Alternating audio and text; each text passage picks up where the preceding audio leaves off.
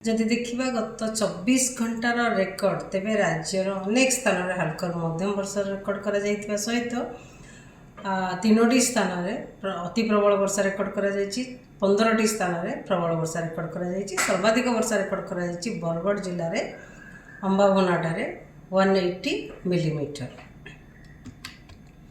आज पर्यंत जदि देखा वर्षार परिमाण 1 जून रु नहीं 2 जुलाई पर्यंत तेबे टोटल वर्षा है 150.9 मिलीमीटर, जहाँफल कि वर्तमान आमर 34% डेफिसिएंट रही पूरा राज्य में। किंतु ढेंकानाल एक्सेस रेनफॉल रेकर्ड कर केन्द्रापड़ा, जगतसिंहपुर, कटक, नयागढ़, कंधमाल, बौद्ध और सोनपुर जिले में नॉर्मल रेनफॉल आज पर्यंत रही। अलग जिला गुड़िक डेफिसिएंट रेनफॉल रही।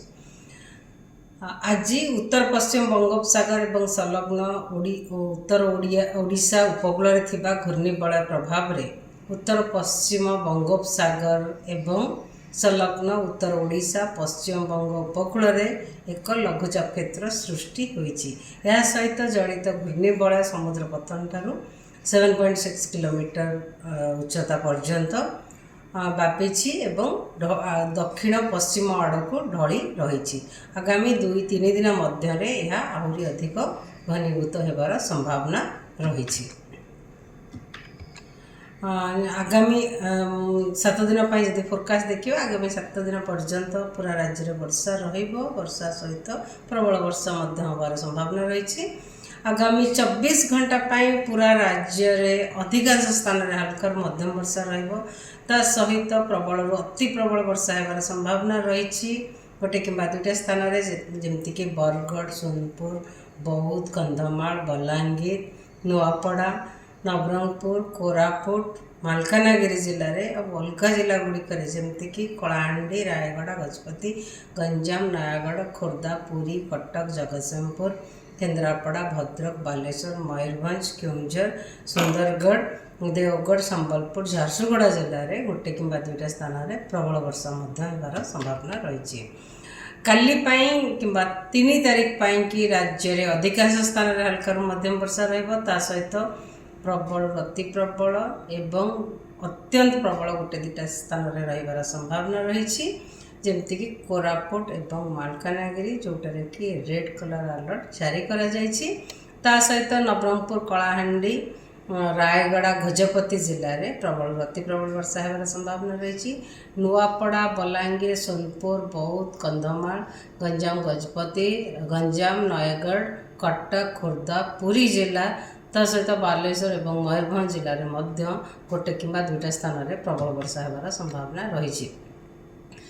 4 तारीख में राज्य में अधिकांश स्थान में हल्का मध्यम वर्षा ता सहित प्रबल अति प्रबल अत्यंत प्रबल वर्षा होबार संभावना रही।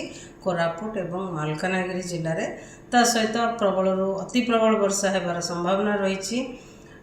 केन्द्रापड़ा, जगतसिंहपुर, पुरी, खोर्धा, कटक, नयागढ़, गंजाम, गजपति जिले में जोटा कि ऑरेंज अलर्ट जारी करा पाखापाखि जिला गुड़िक जमीक बालेश्वर, भद्रक, जाजपुर, ढेंकानाल, अनुगुल, बौद्ध, कंधमाल, रायगढ़, कलाहांडी, नवरंगपुर जिले में गोटे कि 2टा स्थान में प्रबल वर्षा होबार संभावना रही।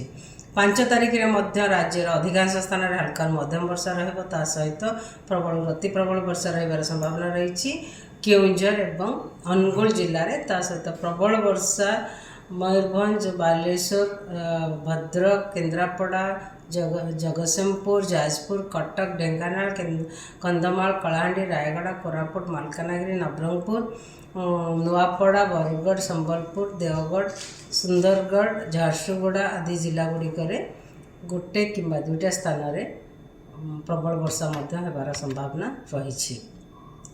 6 तारीख में राज्य अधिकांश स्थान में हल्का मध्यम वर्षा रही संभावना रही। सहित केउंझर और अनुगुल जिले में प्रबल अति प्रबल वर्षा होबार संभावना रही।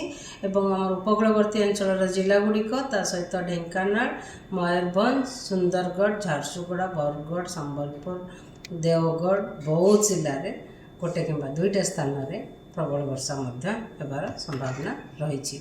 7 तारीख 8 तारीख राज्यर ଅନେକ ସ୍ଥାନରେ ହାଲକାରୁ ମଧ୍ୟମ ବର୍ଷା ହେବାର ସମ୍ଭାବନା ରହିଛି। ତା ସହିତ ମୟୂରଭଞ୍ଜ, କେଉଁଝର, ସୁନ୍ଦରଗଡ଼, ଝାରସୁଗୁଡ଼ା, ଦେଓଗଡ଼, ସମ୍ବଲପୁର, ଅନୁଗୁଳ ଜିଲ୍ଲାରେ ଗୋଟେ କିମ୍ବା ଦୁଇଟା ସ୍ଥାନରେ ପ୍ରବଳ ବର୍ଷା ହେବାର ସମ୍ଭାବନା ରହିଛି। ଆଗାମୀ 5 ଦିନ ପାଇଁ ମାନେ 2 ତାରିଖ ଠାରୁ 6 ତାରିଖ ପର୍ଯ୍ୟନ୍ତ ଫିସରମ୍ୟାନ୍ ମତ୍ସ୍ୟଜୀବୀମାନଙ୍କ ପାଇଁ ୱାର୍ଣ୍ଣିଂ ଜାରି କରାଯାଇଛି।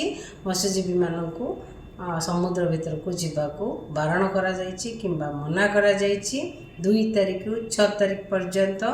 କାରଣ ସମୁଦ୍ର ଅଶାନ୍ତ ରହିବ, ସ୍କଲି ୱେଦର ମାନେ ବର୍ଷା ସହିତ ପବନ ରହିବ। ପବନର ବେଗ ରହିବ 40ରୁ 50 କିଲୋମିଟର ପର ଆୱାର, ଆଉ ଝଟକା ପବନର ବେଗ ରହିବ 60 କିଲୋମିଟର ପର ଆୱାର ପୁରା ଆମର ଓଡ଼ିଶା କୋଷ୍ଟରେ। ସେଥିପାଇଁ ମତ୍ସ୍ୟଜୀବୀମାନଙ୍କୁ ଯିବାକୁ ମନା କରାଯାଇଛି। ଧନ୍ୟବାଦ।